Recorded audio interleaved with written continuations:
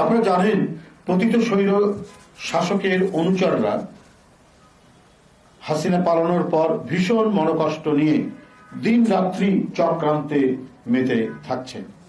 তারাই পাঠ্য বইয়ে সর্বাগ্রে আওয়ামী লীগের শ্রেষ্ঠত্ব স্তুতি বন্দনা আর বিএনপি সেনা ছাউনিতে জন্ম বলে হেয় প্রতিপন্ন ও বিতর্কিত করার মাধ্যমে কোমলমতি শিক্ষার্থীদের মগজ ধোলাইয়ের প্রকল্প বাস্তবায়ন করতে চাচ্ছে। আবারও যে বই ছাপা হয়েছে সেখানে পৌরনীতি এবং একটি পৌরনীতি ও নাগরিকতা বলে একটি বইয়ের সেখানে এই কথাগুলি সন্নিবেশিত করা হয়েছে। তাহলে এটা কার সরকার? এত যে রক্ত ঝরা আন্দোলন, কোমলমতি শিশু থেকে তরুণ কিশোর শ্রমিক জনতা, তো এই সরকার কাদেরকে পৃষ্ঠপোষকতা দিচ্ছে?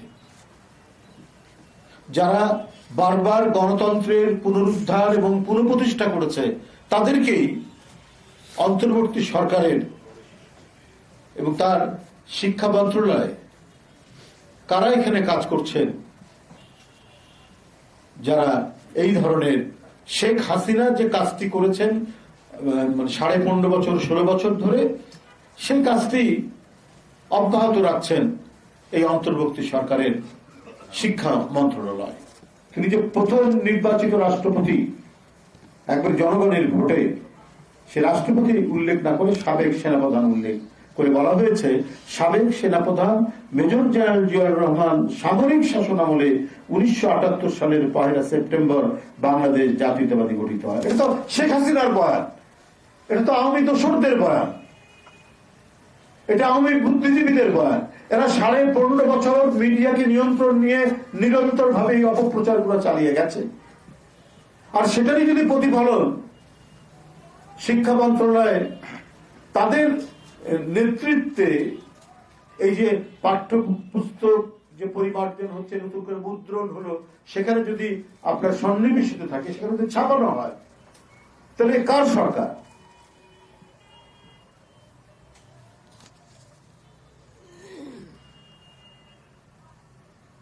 বন্ধুরা, জাতীয় শিক্ষাক্রম ও পাঠ্যপুস্তক বোর্ডের এনসিটিভির ভেতরে বাইরে ঘাপটি মেরে বসে থাকা আওয়ামী ভূতেরা শেখ হাসিনারই মিথ্যা বয়ান লিপিবদ্ধ করেছে পাঠ্যপুস্তকে কোমলমতি ছাত্রছাত্রীদের মগজ ধোলাইয়ের জন্য। বিএনপি ভারপ্রাপ্ত চেয়ারম্যান তারেক রহমান সম্প্রতি এক বক্তব্যে বলেছেন, 5ই আগস্ট ফ্যাসিস্ট মাফিয়া প্রধানের পলায়নের মধ্যে দিয়ে একটি গণতান্ত্রিক মানবিক বৈষম্যহীন বাংলাদেশ গড়ার এক অপার সম্ভাবনার দ্বার উন্মুক্ত হয়েছে। বর্তমানে অবস্থা দৃষ্টিতে মনে হচ্ছে মাফিয়া প্রধান পালালেও মাফিয়া চক্রের অনেকেই এখনো রাষ্ট্রযন্ত্রের বিভিন্ন গুরুত্বপূর্ণ স্থানে বহাল তবিয়তে ঘাপটি মেরে রয়েছে। সুযোগ পেলেই তারা স্বরূপে আবির্ভূত হচ্ছে। আমরা গভীর উদ্বেগের সাথে লক্ষ্য করছি, দেশের জনগণের ভালোবাসা ধন্য বাংলাদেশ জাতীয়তাবাদী দল বিএনপির বিরুদ্ধে একটি গভীর ষড়যন্ত্র চলছে। কোমলমতি শিক্ষার্থীদের পাঠ্যপুস্তকেও বিএনপি সম্পর্কে ভুল তথ্য সন্নিবেশিত করা হচ্ছে।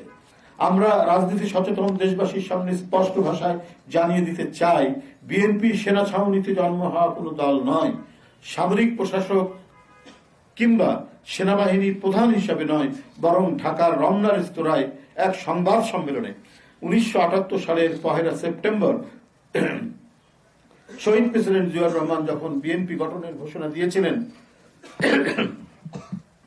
তখন তিনি ছিলেন নির্বাচিত প্রেসিডেন্ট, এবং ওই বছরই 1 সেপ্টেম্বর শহীদ রাষ্ট্রপতি জিয়াউর রহমান নির্বাচিত রাষ্ট্রপতি হিসেবে বাংলাদেশ জাতীয়তাবাদী দল গঠন করেন।